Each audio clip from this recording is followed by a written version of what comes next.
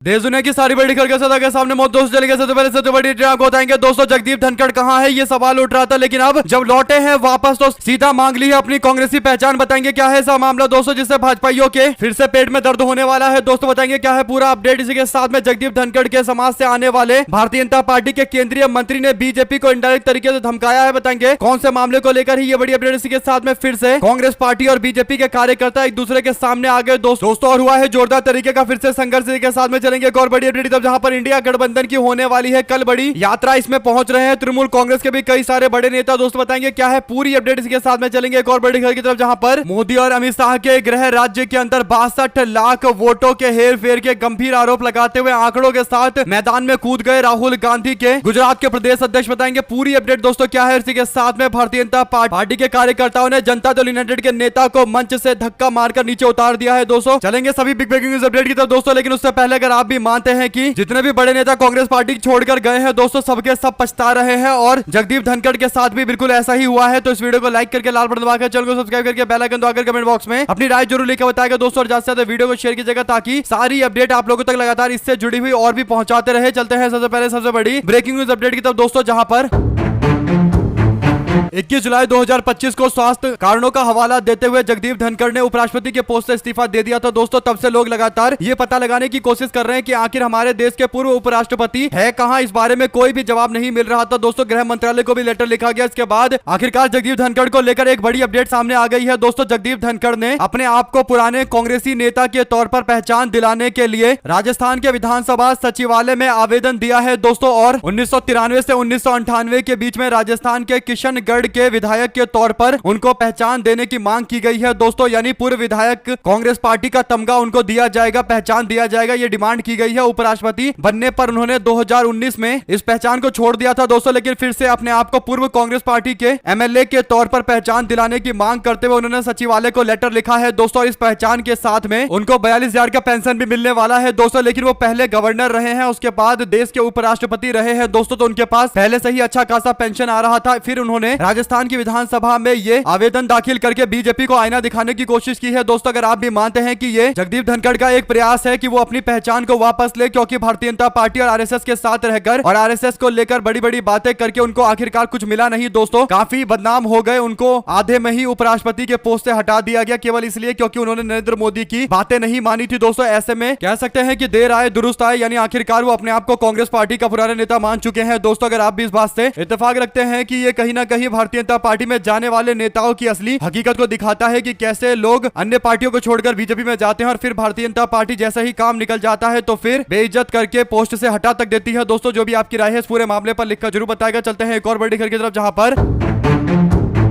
जगदीप धनखड़ राजस्थान के जाट समाज से आने वाले एक नेता है दोस्तों। ऐसे में उनको पोस्ट से हटाए जाने को लेकर राजस्थान के अंदर एक माहौल है कि जाट समाज से आने के कारण उनको पोस्ट से हटाया गया है, जिसके बाद राजस्थान बीजेपी के प्रदेश अध्यक्ष कहते हैं कि ऐसा बिल्कुल भी नहीं है और पूरे मामले पर डैमेज कंट्रोल करने की कोशिश कर रहे हैं दोस्तों। लेकिन अब उत्तर प्रदेश के पश्चिमी क्षेत्र यानी पश्चिमी उत्तर प्रदेश के जाट समाज और किसानों के नेता और मोदी सरकार के केंद्रीय कौशल विकास राज्य मंत्री जयंत चौधरी का एक बयान फिर से उत्तर प्रदेश की सियासत को नए तरीके से गरमा रहा है दोस्तों, और बीजेपी की सरकार को एक तगड़ा झटका देने की भी वो तैयारी कर रहे हैं। दरअसल हुआ ये कि वो अपने क्षेत्र मुजफ्फरनगर पहुंचे थे दोस्तों, जहां पर वहां पर मेहनतकश किसानों और मजदूरों से बातचीत कर रहे थे। इस दौरान यूरिया के संकट को लेकर किसानों ने अपनी चिंता बताई और बताया कि कितना संघर्ष करना पड़ रहा है यूरिया प्राप्त करने के लिए। इस पर जयंत चौधरी की ओर से जो बोला गया दोस्तों, उससे समझ में आ रहा है कि कहीं ना कहीं कुछ ना कुछ तो जरूर पश्चिमी उत्तर प्रदेश के अंदर पक रहा है दोस्तों। एनडीए गठबंधन में कुछ ना कुछ तो बड़ा खेला हो सकता है। दरअसल जयंत चौधरी कहते हैं कि अब तो इशारा कर दिया खूब, मेरी बंदिश है, इससे ज्यादा मैं नहीं कह सकता। मैं जो कुछ हूँ आपके लिए हूँ, सीधी दो टूक बात कह रहा हूँ। जब आप कहोगे और जैसा आपको लगेगा वैसा ही फैसला लेता आया हूँ और आगे भी वैसा ही फैसला लेता रहूंगा। यानी उन्होंने दो टूक कह दिया है कि किसान और मजदूर जो फैसला लेंगे राष्ट्रीय लोकदल उसी पर चलने वाली है, और अगर किसानों को परेशानी होगी तो आप लोग जानते हैं किसानों की ओर से क्या आदेश दिया जाएगा दोस्तों। पूरे उत्तर प्रदेश और देश के कई और क्षेत्र के अंदर यूरिया का एक बड़ा संकट है, जिसे लेकर बीजेपी सरकार सरकार के पास कोई सॉल्यूशन नहीं है दोस्तों। यही बड़ा कारण है कि अब जयंत चौधरी किसानों से कह रहे हैं कि आप लोग जो फैसला लेंगे मैं उस फैसले के साथ खड़ा हूं। इसका मतलब कहीं ना कहीं आने वाले दिनों के अंदर अगर उत्तर प्रदेश में, खासकर पश्चिमी उत्तर प्रदेश के अंदर बीजेपी से राष्ट्रीय लोकदल अलग हो जाए तो इसमें कोई हैरानी वाली बात नहीं होनी चाहिए दोस्तों। इससे पहले संजय निषाद की ओर से भी कहा गया है कि अगर भाजपा को लग रहा है गठबंधन का फायदा नहीं है तो वो गठबंधन तोड़कर जा सकते हैं। जब संजय निषाद तालकटोरा स्टेडियम के अंदर सभा को संबोधित कर रहे थे तब वहां पर आरएलडी के नेता भी मौजूद थे दोस्तों। इससे एक बात स्पष्ट हो गई है कि कहीं ना कहीं उत्तर प्रदेश के अंदर भारतीय जनता पार्टी के खिलाफ एनडीए गठबंधन का एक जबरदस्त तरीके का गुट बनता जा रहा है। ज्यादा से ज्यादा इस वीडियो को अपने लोगों तक शेयर कीजिएगा दोस्तों। चलते हैं एक और पर्पल की बड़ी अपडेट की तरफ, जहां पर पूर्णिया में कांग्रेस पार्टी और भारतीय जनता पार्टी युवा मोर्चा के कार्यकर्ताओं ने शनिवार शाम को बीते रात जोरदार तरीके से आक्रोश मार्च निकाला दोस्तों। विरोध प्रदर्शन के दौरान कांग्रेस पार्टी और बीजेपी युवा मोर्चा के कार्यकर्ता आरएन शाह चौक पर आपस में भिड़ गए दोस्तों, जिसके बाद कार्यकर्ताओं ने एक दूसरे के खिलाफ जमकर नारेबाजी की, प्रदर्शन किया, झंडे और तख्तियां लहराया गया दोस्तों। और बीजेपी के खिलाफ कांग्रेस पार्टी के लोग वोट चोर गद्दी छोड़ के नारे लगा रहे थे और बीजेपी वाले राहुल गांधी के खिलाफ उल्टा सीधा बोल रहे थे दोस्तों। इसी को लेकर पूरा बहस देखने को मिला। एक बात तय है कि अभी मामला इतनी जल्दी ठंडा होता दिखाई नहीं दे रहा है। बिहार के तो हर कोने के अंदर कहीं ना कोई इन पार्टियों में आपसी विवाद देखने को मिल रहा है दोस्तों। दो शब्द जरूर लिखकर बताएगा। ज्यादातर वीडियो को अपने लोगों तक शेयर कीजिएगा दोस्तों। चलते हैं एक और बड़ी खबर की तरफ, जहां पर कल राहुल गांधी की बिहार के अंदर पदयात्रा होने वाली है दोस्तों। इस पदयात्रा में इंडिया गठबंधन की सारी पार्टियों को बुलाया जा रहा है। आपको बता दें कि गांधी जी की मूर्ति से लेकर अंबेडकर जी की मूर्ति तक पटना के अंदर इस सभा को संबोधित किया जाएगा दोस्तों और पदयात्रा निकाली जाएगी। ऐसे में तृणमूल कांग्रेस की ओर से दो नेताओं को भेजा जा रहा है। एक उत्तर प्रदेश के पूर्व विधायक ललितेश पति त्रिपाठी टीएमसी के नेता और दूसरा यूसुफ पठान जो क्रिकेटर है दोस्तों, वो भी आ रहे हैं। तो ऐसे में यूसुफ पठान राहुल गांधी के पदयात्रा में मौजूद रहेंगे दोस्तों, तो और ज्यादा बड़ी भीड़ देखने को मिलेगी क्योंकि यूसुफ पठान का भी अपना जबरदस्त तरीके का क्रेज है दोस्तों। ऐसे में इंडिया गठबंधन की और भी पार्टी के कई सारे नेता मौजूद रहेंगे। कुल मिलाकर दोस्तों पूरी तैयारी कर ली गई है। देखते हैं कल किस तरीके का संघर्ष देखने को मिलता है। चलते हैं एक और बड़ी अपडेट की तरफ, जिसमें राहुल गांधी ने कर्नाटक के महादेवपुरा विधानसभा सीट को लेकर कई बड़े खुलासे किए थे दोस्तों। और अब गुजरात से भी बड़ी खबर सामने आई है। नरेंद्र मोदी के गृह राज्य गुजरात के अंदर कांग्रेस पार्टी के गुजरात के प्रदेश अध्यक्ष अमित चावड़ा ने नवसारी लोकसभा की 84 विधानसभा में कथित वोट चोरी का खुलासा करते हुए दावा किया है कि लगभग 6,09,000 पंजीकृत मतदाताओं में से करीब 40% प्रविष्टियों की जांच पर लगभग 30,000 नाम संदिग्ध डुप्लीकेट मिले हैं। इसी अनुपात से अगर आंकड़ा देखें तो राज्य भर के अंदर कम से कम 62 लाख के आसपास फर्जी प्रविष्टियां जरूर देखने को मिलेगी। इस बात की जानकारी उन्होंने प्रेस कॉन्फ्रेंस के माध्यम से दी है दोस्तों। रिपोर्ट में विस्तृत बताया गया है कि 1% मल्टीपल वोटर्स का गंभीर मामला है। उन्होंने ईपीआईसी नंबर जारी किए, अलग भाषाओं में डुप्लीकेट प्रविष्टियों के बारे में जानकारी दी और गलत एंट्री, गलत पते के बारे में डिटेल में बताया दोस्तों। कुल मिलाकर कांग्रेस पार्टी के नेता ने कहा कि यह पैटर्न नवसारी के 84 सीट पर सबसे ज्यादा देखने को मिला था, जहां पर बीजेपी के प्रदेश अध्यक्ष और केंद्रीय मंत्री सीआर पाटिल के लोकसभा क्षेत्र का यह हिस्सा है। बीजेपी ने इसे सबूत विहीन बताते हुए निर्वाचन आयोग में शपथ सहित औपचारिक शिकायत करने के लिए बोला है दोस्तों। इसके बाद अमित चावड़ा कहते हैं कि हम और विधानसभाओं को लेकर और बड़े खुलासे करेंगे। ये तो अभी शुरुआत है। राहुल गांधी ने जिस तरीके से कर्नाटक के महादेवपुरा से शुरू किया है, ये यात्रा निरंतर लगातार जारी रहती रहेगी और इसी तरीके से हम बीजेपी को एक्सपोज करते चलेंगे। अब देखते हैं इस मामले पर आगे क्या कदम उठाया जाता है दोस्तों। वो पूरे तथ्यों के साथ आए हुए तो उन्होंने डॉक्यूमेंट अपने बगल में रखा हुआ था, जैसा कि आप लोग देख सकते हैं। भरा हुआ डॉक्यूमेंट है दोस्तों। ये वोटर लिस्ट होगा, हो सकता है और राहुल गांधी तक ये पहुंचने वाला भी होगा दोस्तों। जो भी आपकी राय है लिखकर जरूर बताएगा। और भी राज्य के अंदर कांग्रेस पार्टी ऐसा ही कर रही है। इसी के साथ में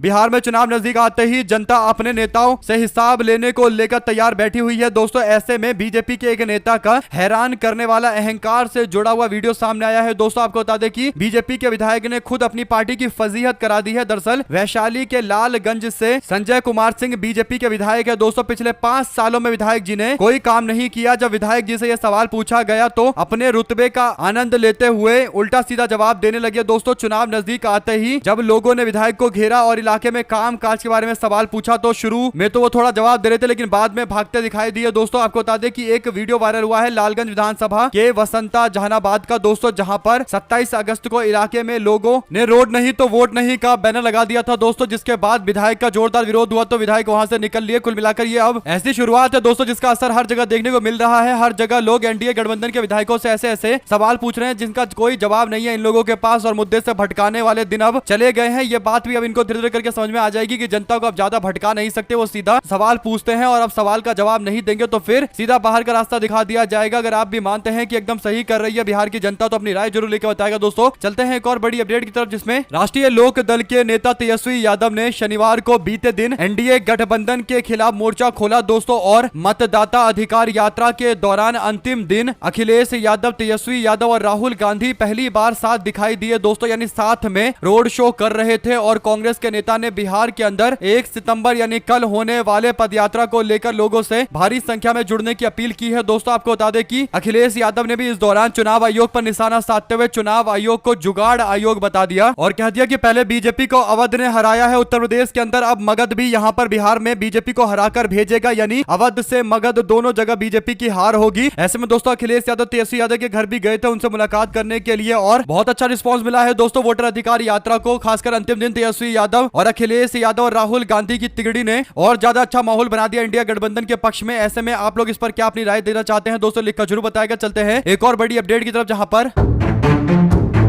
रायबरेली से कांग्रेस पार्टी के सांसद और लोकसभा में नेता प्रतिपक्ष राहुल गांधी ने बीजेपी के कार्यकर्ता एस विघ्नेश शिशिर को सुरक्षा का खतरा बताया है दोस्तों, यानी भारतीय जनता पार्टी के कार्यकर्ता विघ्नेश राहुल गांधी से अपनी सुरक्षा में खतरा बता रहे हैं दोस्तों। इलाहाबाद हाईकोर्ट की लखनऊ खंडपीठ ने केंद्र सरकार को राहुल गांधी की नागरिकता को चुनौती देने वाले कर्नाटका के बीजेपी के कार्यकर्ता विघ्नेश को सुरक्षा देने का आदेश दिया है दोस्तों। यानी सोचिए बीजेपी का कार्यकर्ता दावा कर रहा है कि राहुल गांधी से वो असुरक्षित है, जबकि केंद्र के अंदर बीजेपी की सरकार चल रही है दोस्तों और पूरा का पूरा विधि व्यवस्था भारतीय जनता पार्टी के हाथ में है। और राहुल गांधी का जो ट्रैक रिकॉर्ड है दोस्तों उसमें कभी भी राहुल गांधी से कोई असुरक्षित नहीं हुआ है, लेकिन बीजेपी के नेता जानबूझकर माहौल बनाने के लिए इस तरीके के मामले लेकर कोर्ट के दरवाजे पहुंचे हैं। दो शब्द इनके बारे में भी लिखकर जरूर बताएगा दोस्तों। और बरेली के नवाबगंज से बीजेपी के विधायक डॉक्टर MP आर्य ने फेसबुक पर पोस्ट करते हुए अपने डॉक्टर की डिग्री को पूरी तरीके से नष्ट कर दिया है दोस्तों। दरअसल राहुल गांधी की टोपी वाली तस्वीर के ऊपर उल्टा बोलते हुए बीजेपी के विधायक ने राहुल गांधी के खिलाफ अपशब्दों का इस्तेमाल किया है दोस्तों और कई सारे झूठे गंभीर आरोप लगाए गए हैं दोस्तों। इसी मामले को लेकर अब बीजेपी के विधायक के खिलाफ एक्शन की मांग करते हुए कांग्रेस पार्टी उत्तर प्रदेश इकाई ने नाराजगी जताई है दोस्तों और कहा है कि जल्द कार्रवाई की जानी चाहिए। अगर ऐसा बयान नरेंद्र मोदी को लेकर कुछ उल्टा बोला गया होता तो दोस्तों भारतीय जनता पार्टी के लोग बवाल खड़ा कर रहे थे और कांग्रेस पार्टी को हिदायत दे रहे थे संभल कर बोलने की। वहां पर तो कांग्रेस पार्टी का वो नेता भी नहीं था जिसने मोदी के खिलाफ उल्टा बोला था दोस्तों, वो तो ऐसा ही कोई सभा में आ गया था। लेकिन यहाँ तो बीजेपी का विधायक जो पोस्ट पर है दोस्तों वो उल्टी सीधी बातें कर रहा है और उसके खिलाफ अभी तक बीजेपी ने कोई एक्शन नहीं लिया है। इसी से पता चलता है कि बीजेपी की मानसिकता क्या है। केवल नरेंद्र मोदी के ऊपर अगर कोई सवाल खड़ा कर दे तो गाली दे रहे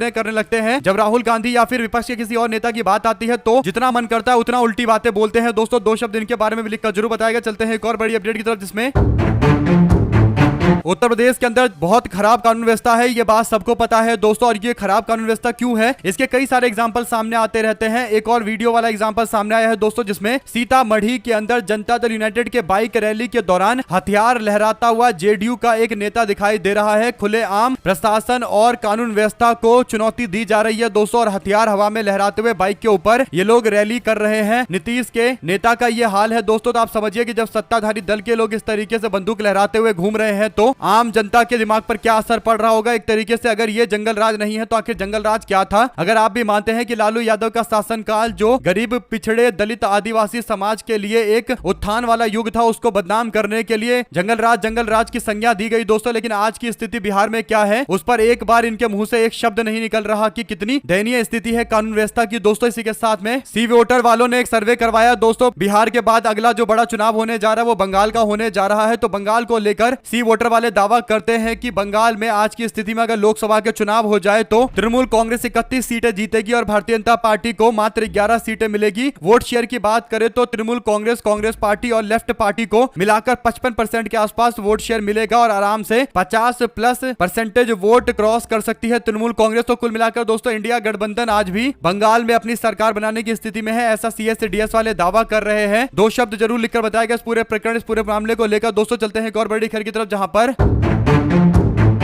मध्य प्रदेश में जब कांग्रेस पार्टी की कमलनाथ सरकार गिराई थी ज्योतिरादित्य सिंधिया ने दोस्तों, तो सिंधिया ने दावा किया था कि सरकार सही से काम नहीं कर रही, लोगों के हित में काम नहीं कर रही। लेकिन बाद में कांग्रेस के लोगों ने आरोप लगाया कि वो मुख्यमंत्री बनना चाहते थे, इसीलिए उन्होंने इस तरीके की हरकतें की है। और इसके बाद जब ज्योतिरादित्य सिंधिया बीजेपी में चले गए दोस्तों, तो सिंधिया को पहले तो केंद्र में मंत्री बनाया गया और उसके बाद अब ज्योतिरादित्य सिंधिया ने अपने बेटे को भी सेट कर दिया है दोस्तों। ज्योतिरादित्य सिंधिया का पुत्र महाआर्यमन सिंधिया मध्य प्रदेश क्रिकेट एसोसिएशन का अगला अध्यक्ष बन चुका है दोस्तों। यानी परिवारवाद के तहत एक और व्यक्ति को क्रिकेट का बहुत बड़ा पोजीशन मिल चुका है दोस्तों। यानी मध्य प्रदेश पूरी क्रिकेट वो चलाने वाले हैं। और आप लोग समझिए कि भारत में क्रिकेट में कितना पैसा है दोस्तों, और बड़े बड़े पोस्ट पर नेताओं के बेटे पहुंच रहे हैं। और ज्योतिरादित्य सिंधिया अब तो पूरी तरीके से खुश होंगे। और जो सिंधिया बोल रहे थे कि जनता का विकास मध्य प्रदेश में कांग्रेस पार्टी सरकार में नहीं हो रहा, शायद यही बड़ा कारण था कि जनता के विकास के नाम पर खुद के विकास का इंतजाम करना था उनको। शायद यही बड़ा कारण है कि जनता के विकास की चिंता दिखाकर खुद का विकास उन्होंने आखिरकार करवा लिया। दो शब्द जरूर लिखकर बताएगा दोस्तों इस पूरे मामले पर। चलते हैं एक और बड़ी अपडेट की तरफ, जहां पर प्रधानमंत्री नरेंद्र मोदी चाइना में है दोस्तों, और चाइना में SCO की बैठक होने वाली है, यानी संघाई कोऑपरेशन ऑर्गेनाइजेशन की बैठक होने वाली है दोस्तों, जिसमें भारत और पाकिस्तान दोनों मेंबर है। और ऐसे में SCO की मीटिंग में रूस के राष्ट्रपति व्लादिमीर पुतिन भी मौजूद रहेंगे दोस्तों। यहां से प्रधानमंत्री मोदी और चाइना के राष्ट्रपति शी जिनपिंग भी मौजूद रहेंगे। तो ऐसे में दुनिया भर के अंदर एक नया गुट बनने जा रहा है दोस्तों, जो संकेत मिल रहे हैं। लेकिन फिर घूम फिर कर सवाल यही है कि आखिर प्रधानमंत्री नरेंद्र मोदी जो चाइना के साथ भारत के इतने खराब संबंध थे, आखिर इतने नजदीक क्यों चाइना के भारत को लेकर जा रहे हैं। गलवान में चाइना का प्रतिकार करते हुए भारत के 20 जवान शहीद हो गए थे दोस्तों, जाबाज सैनिक शहीद हो गए थे दोस्तों। लेकिन अभी बीजेपी की सरकार चाइना के साथ संबंध सुधार रही है। पहलगाम में शहीद हुए 26 लोग जो निर्दोष लोग थे दोस्तों, उन लोगों को मारने के पीछे पाकिस्तान और बाद में चाइना के हथियार भी मिले थे। और SCO की मीटिंग में ये दोनों के दोनों मौजूद रहने वाले हैं दोस्तों। पुंछ में शहीद हुए 17 बेकसूर भारतीयों की जिम्मेदारी कौन लेगा, ये भी एक बड़ा सवाल है। सारे सवाल पूछते हुए सुप्रिया शिनेट ने कहा कि चीन पहुंचने पर जहन में एक बार तो इनका ख्याल आया होगा मोदी जी इन लोगों का। वैसे जिस निर्लज्जता से आप वहां के वीडियो शेयर कर रहे हैं, ऐसा लगता है कि आपको इससे फर्क ही नहीं पड़ा। लानत है। कुल मिलाकर दोस्तों देखा यह जाना चाहिए कि आखिर चाइना के साथ भारत को किस तरीके के संबंध रखने हैं, और अगर अमेरिका को काउंटर करने के लिए चाइना के साथ रिश्ते अच्छे रखने हैं तो इसका मतलब ये नहीं कि उसे सेलिब्रेट किया जाए जिस तरीके से भाजपाई IT सेल वाले सेलिब्रेट कर रहे हैं दोस्तों। अगर आप भी मानते हैं कि चाइना कभी भारत का दोस्त नहीं हो सकता, वो हमेशा भारत के खिलाफ काम करता है, और इसीलिए बीजेपी की सरकार को चाइना से ज्यादा और दूसरे देशों के साथ अच्छे संबंध करने चाहिए, रूस से अच्छे संबंध करने चाहिए। जो भी आपकी राय है दोस्तों लिखकर जरूर बताएगा इस पूरे मामले पर। इस तरीके की जो तथाकथित फॉरेन पॉलिसी है जिसे लेकर भाजपा के लोग पीठ थपथपाते रहते हैं दोस्तों। चलते हैं एक और बड़ी खबर की तरफ, जहां पर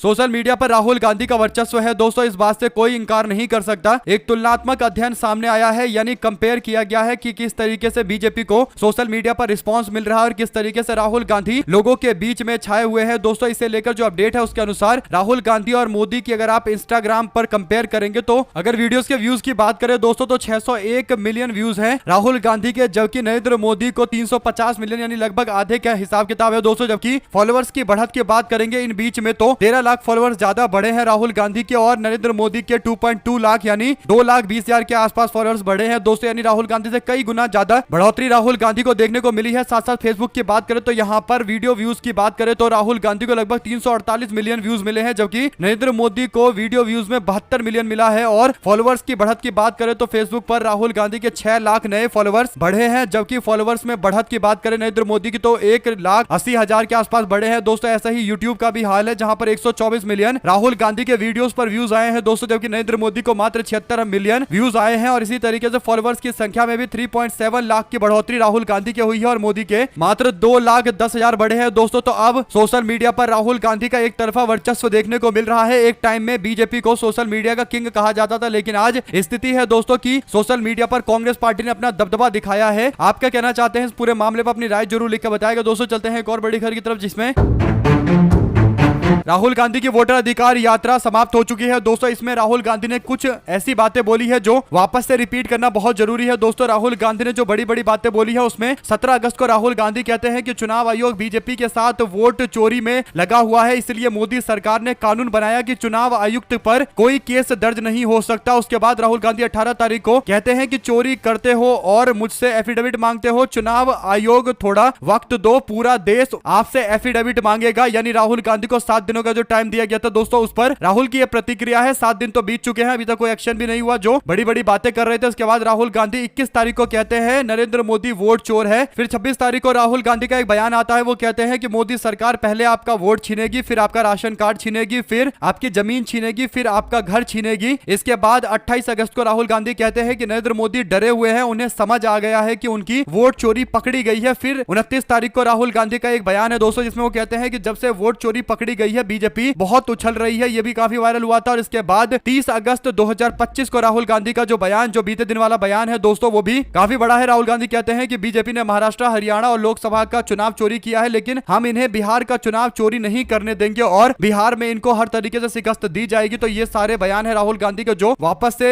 रिपीट करना जरूरी था दोस्तों। आप लोग अपनी राय जरूर लिखकर बताइएगा इस पूरे मामले पर। चलते हैं एक और बड़ी अपडेट की तरफ, जहां पर महाराष्ट्र की राजधानी मुंबई के अंदर मनोज जरांगे पाटिल का अनशन लगातार जारी है दोस्तों। जरांगे ने कहा है कि सेवानिवृत्त न्यायाधीश शिंदे की अध्यक्षता वाली समिति ने पिछले 13 महीने में इस मुद्दे से संबंधित राजपत्रों का अध्ययन किया और अब समय आ गया है कि समिति अपनी रिपोर्ट प्रस्तुत करे ताकि मराठा समाज के लोगों को कुणबी का दर्जा मिल सके, यानी कुणबी जाति का दर्जा मिल सके दोस्तों। हालांकि कुणबी सर्टिफिकेट देने पर ओबीसी समाज नाराज हो जाएगा और यही सबसे बड़ा मुश्किल का पॉइंट है, जिसे लेकर मनोज जरांगे पाटिल बीजेपी सरकार पर दबाव बना रहे दोस्तों। और भाजपा सरकार बार बार मामले को टालने की कोशिश कर रही है। आप क्या कहना चाहते हैं इस पूरे मामले में? अपनी प्रतिक्रिया जरूर दीजिएगा, क्योंकि ऐसा लग नहीं रहा कि मनोज जरांगे पाटिल इस बार चुपचाप वापस जाएंगे। इस बार वो आए हैं एकदम मूड में कि इस बार आरक्षण लेकर वापस जाएंगे और इसीलिए उनका अनशन लगातार जारी है। पहले कहा गया कि केवल 1 दिन अनशन जारी रहेगा, उसके बाद इसे और आगे बढ़ाने की इजाजत दे दी गई दोस्तों। अगर नहीं देते तो आंदोलन फिर भी जारी रहता, यह बात तो पता ही था। तो सरकार ने अपना चेहरा बचाने के लिए, मुंह बचाने के लिए ये फैसला ले लिया कि 1 दिन और दे देते हैं, और उसके बाद कई सारे लोगों को मिलने के लिए भेजा भी जा रहा है दोस्तों। इसी के साथ में चलते हैं एक और बड़ी खबर की तरफ, जहां पर बंगाल में बीजेपी आईटी सेल ने बिहार का वीडियो दिखाकर बंगाल का बताकर फेक न्यूज फैलाकर बंगाल की सरकार को बदनाम करने की कोशिश की। तो बंगाल पुलिस ने इस बात को पकड़ा और फेक न्यूज को डिलीट करवाया है दोस्तों। कुल मिलाकर कई सारे सोशल मीडिया अकाउंट से इसी तरीके की हरकतें की जाती है। आप लोग की जो भी राय हो लिखकर जरूर बताएगा। हमारे साथ लगातार जुड़े रहेंगे। सभी दोस्तों का बहुत बहुत धन्यवाद। देख रहे थे आपका अपना चैनल जय हिंद जवाहर। ज्यादा से ज्यादा वीडियो को शेयर कीजिए दोस्तों। बहुत धन्यवाद।